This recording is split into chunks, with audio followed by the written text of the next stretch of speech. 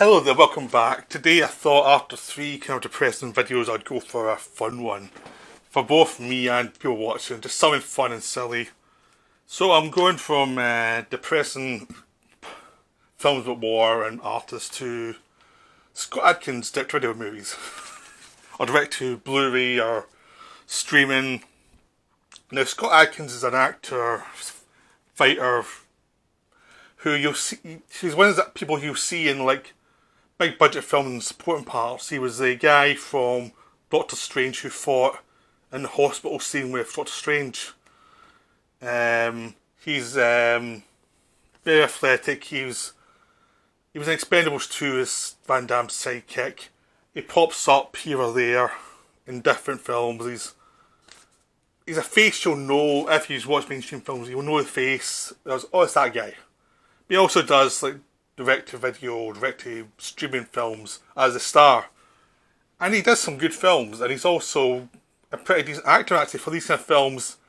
He's unusually good. Obviously he's made some trash there. I mean, he's a working actor. Sometimes he gets offered good stuff and sometimes he's offered garbage and he takes what he can get. So there's some films like Hard Target 2 which are like not good.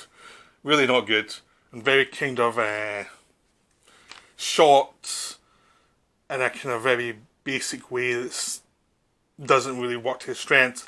But there's lots of other ones where he's actually working with directors who get him and who like working with him and who will put the effort into show him in a good light. So I'm going to highlight some of these films that are actually worth seeing because they are good. They're not just good for direct-to-video films, they're good.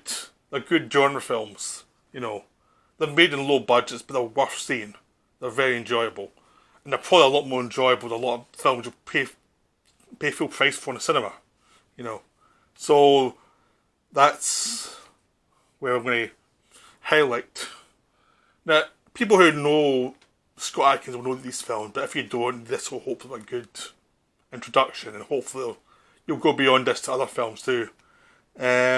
So I'll start with the kind of his franchise, his direct-to-video franchise, which is the Undisputed series. Now he came in Undisputed 2, he was a villain in Undisputed 2. Undisputed was a Walter Hill film, made like, I think it was in the early 2000s with Wesley Snipes and Fang. And then it became like a Eastern European franchise, made in Eastern Europe. Bringing in actors from America, had a lot of like local talent and supporting parts, and I'm not playing on British actors as well thrown in too. And that's where Adkins can come into it. I mean, he was brought in to play Boyka as the villain for the second one, which was where Michael J. White replaced Ving Rhames' character and came to this story and the character got his redemption because he was the villain in part one. And he was so Adkins was brought in as the Russian, even though he's British, but he did a very good cod Russian accent. It's like an accent, it's not Russian, but it works as a British guy doing a Russian accent and for an action movie, and it's like, that's fine. Because he can do the action and will accept the accent because the character's fun. Perfectly fine. So he was like the supporting character in that one. Isaac Florentine directed this one, who became a big collaborator with him. And it was a wonderful little film, just very much a B-movie, no more ambitions beyond being a B-movie, but it tried to do little things with the characters, everyone had their own little bit. So the director allowed the actors to have a little bit of fun in between the fight scenes. The fight scenes were terrific. It was just enjoyable, it was really enjoyable, and Boyka was kind of breakout because he was a villain, but you kind of saw his point of view, and he was very likeable as a villain, in a sense that he was scary, but he enjoyed the company. He really enjoyed the character, watching the character, because he had like religious beliefs. He wasn't just two-dimensional. So it was like, that was an interesting character. And then I think everyone saw that, so when the sequel came around, part 3, it became a Boyka movie. So Undisputed 3 became a Boyka as he has to fight in this. In the second one he gets injured. So he has to return to fighting from his injuries, which are pretty significant. Prove he can still fight, and then get into competition, which is an inter-prison competition in Russia. And if you win, you win your freedom. And it's all corrupt, and everyone knows who the winner's going to be, and anyone who can actually go against the plan is going to have an accident, because they have to go and do hard labour in between the fighting scenes, except for the people who are the favourites, so that the fighters who they don't want to win will actually be exhausted by the time you get to the fights. So it's all corrupt. There's betting everywhere. This is illegal betting everywhere, and it's a big profit maker. And so it's Boyka trying to survive that prison and actually get through the fights. Again, it was written by Isaac Florentine, and again, great fun. I mean, this is I think this is the best of the Undisputed series. This is really a lot of fun. It's unapologetically a B movie. That's all it is. It's like 90 minutes. A lot of the characters are cliched, but it's just very enjoyable. And Boyka really is secured now as the lead of the series. It just works because he's a hero, but he's an anti-hero, so it takes him a while to do anything decent. But it really works as a story. It's just a lot of fun. So, highly recommended. The final one, Boyka Undisputed 4, is not been directed by Florentine, directed by someone else. It's not as good, but it's still enjoyable. I mean, if you've watched 1, 2 and 3, I would say watch 4. It's enjoyable, it's just the action's not as good. The storyline is about him going to Russia after he accidentally killed someone in a fight, and he is trying to help the widow, and there's a lot of corruption. It's well done, but it's one of that thing is because the director and actor, Adkins and Florentine, had a really good rapport in 2 and 3. You could tell they just knew each other well and they could work everything out properly. Some of that grace is gone from the 4th, so it's not quite the pure B movie the 2 and 3 is. Very enjoyable, it's just not as good. But it's still, if you want a fun B movie on Saturday night, this is a good one. Okay, we're now going on to the other 2 Florentine movies he did outside the Undisputed series, which is Ninja 1 and 2. Now you're probably thinking, oh Christ, he's talking about ninja movies now. What the hell? Yeah, these are pulp. Ninja 1's really pulp. Ninja 1's get like sacred clothes, sacred swords. And 2 trainees of one master going against each other to prove who's the best ninja. It's ridiculous. It's knowingly ridiculous. It's cheesy as hell. But it's kind of wonderful because it's really enjoyably cheesy. I mean, there's no real defence for it beyond the fact that it's just good, cheesy fun. It's really enjoyable though. I mean, it's like, drop your brain in the door. If this one feels like compromise, like the writers and the director and everyone else everyone seemed to have a slightly different view of what the film was. Like, I think some of them were wanting to make a darker film, and then other people wanted to make a lighter film, a more comic booky film. So you see people in weird costumes at times, and other times it's more naturalistic, and it's a very weird compromised film, but it's still very enjoyable. But the reason I mention it is it's the setup for Ninja 2, which is so much better. It's one of those sequels that just trashes everything that was weak in the first one and just goes all out for what you need in the film, which is Scott Adkins in the jungle fighting a bunch of mercenaries, all of them who know martial arts, so you can beat them up, and there's lots of, basically his entire family's killed.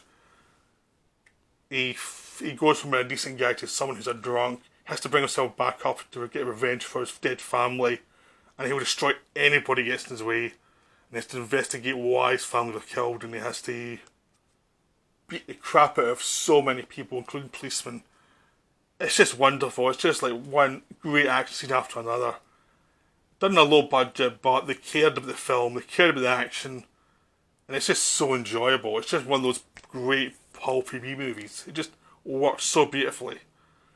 And it's a shame it never got the big releases of, you know, like a John Wick or something there, because I think if they put some money into it and didn't call it Ninja 2, I think if they changed the title and gave it a different title and released it a little bit in cinema, I think it would have done really well. But I think it was just kind of, because it deserved to do well, but I think it was just dumped as a sequel, and that was it. It was a shame because it was just a really fun B movie. It really works. I'm talking now, I think I want to watch that again, just because it's such a fun movie. Okay, next is Universal Soldier, Day of Reckoning. Now, Universal Soldier, for those of you who saw the original, was a bad film. What happened next was they did a couple of bad sequels. So it became a series of, why watch any of them? It was dead and gone. It was like an embarrassment to anybody who had a brain. And then they let John Hams take over it in these direct-to-video sequels. They brought back Jean-Claude Van Damme and Dolph Lundgren and let that guy do what he wanted to do. So you got Universal Soldier Regeneration, which is set in Chernobyl, and all the super soldiers. It was a blast. It was just so much fun. It was a really fun little action movie that just happened to be a Universal Soldier film. It didn't really give a damn about any of the other ones that came before it. It really didn't care. It was just an excuse to have these action scenes. So it really worked. It's a fun movie. It's another one of those B movies that really work. Barely released in the cinema, went mostly to streaming in DVD and Blu-ray. Great fun. Has some great long take action scenes as well. And Van Damme looked interested where he was for a change. Lundgren had a lot of fun. It was just very enjoyable. The sequel was Day of Reckoning, which was where we actually gave them a 3D camera, so they had Kung Fu in 3D as well. Scott Adkins took over the lead. And it really worked. It's almost an art house action exploitation movie, because it's allusions to Apocalypse Now, Blade Runner, all this stuff. It's really pretentious, but it's lots of fun as well, because there's great action scenes, especially in 3D, and there's a lot of art house scenes and false memory scenes, and you know, it's just one of those films that's like, yeah, it's a B movie, but it just works as a fun little generic action movie. You know, it's also really pretentious and really weird, and it's just very enjoyable. And again, it's one of those films I want to watch again. It's like, there's lots of just weirdness to it. It just, for some reason, it just works despite all the things it's influenced by. The way it's shot and directed, it just kind of works on its own. It's just this little movie that kind of works. It's a hell of a lot more fun than Blade Runner itself. You know, it's massacres in it. There's lots of fun in it. So yeah, watch this before you watch Blade Runner. That's my recommendation. You know, you can quote me in that if you want to. Right. I'm not going to go on forever. There's two I'm going to mention of his recent ones that are worthwhile. One you can find on Amazon, and one you can find on Netflix. Accident Man's on Amazon, and Debt Collectors on Netflix. This is both by a director called Jesse Johnson. He also did Triple Threat, which is also on both Amazon and Netflix, and it's garbage, so don't bother with that one. It's one of those films that looks like it's reshot and rewritten a million times. But these two are good fun though. Accident Man is a action movie version of those old Guy Ritchie movies where everyone's a cockney. But it's like a kung fu version of it where everyone's trying to kill each other, but they have massive fight scenes rather than a bolt to the head. You have a 5-minute fight scene instead. It's as stupid as that, but it's really enjoyable. And it's called Accident Man because Atkins' character he's an assassin who kills people to make it look like an accident. So everyone thinks someone died naturally when the murders were killed. That was his gimmick. There's lots of fighting. He brings in Michael D. White, Amy Johnson, all these people who do action movies, and they all kind of come in for little cameos in this one, doing an action scene with him. And it's just really enjoyable. It's silly, it's really silly, but it's just enjoyable just to watch and see what's going on in the film and the action scenes and how ridiculous it is. It's a comic book movie. But it works. It just works as a big bit of silliness. The other one, Debt Collector, is more grungy. He plays this guy who runs a kung fu school in LA that's running out of money. So he becomes a debt collector for a couple of days for someone he knows. And he has to go with a seedy guy and they're going around and collecting debts, and it's just a whole run around trying to get all these debts from these different people. So it becomes this almost like a series of short stories of them in these different situations and collecting depth in these different characters. Sometimes it's funny, sometimes it's more action-packed. But we get to know the characters as you go through all these situations, and eventually the main plot kicks in when they have to deal against a gangster who doesn't play nice and who's pretty nasty. And it's basically them versus like half the mafia. It's enjoyable. It starts off more natural. The second half gets a bit over the top. And it's a shame because the first half was a lot more fun. But it's still really enjoyable. It's on Netflix. So you can watch it if you're a Netflix subscription for nothing pretty much. And it's worth your time to watch it. It's good fun. And because that's what the good thing about Scott Adkins movie is, he puts the effort in. He knows these are B movies, but he's putting the effort in. And some of them turn out really well. And even when it doesn't turn out well, usually he's putting his all into the film. So there's always, even the kind of some of the weaker ones, are still enjoyable. So hopefully if you're more art house, I've given you a few little B movies to watch. And if you're into the B movies, hopefully watch my channel and see some of the more art house films I talk about as well. I hope you enjoyed this. This is me for the week. I'll be back next week with some other films where hopefully I should start my Malik season. We'll see. It's still a bit warm here, so we'll see what happens there. I hope you enjoyed that. I'll be back soon.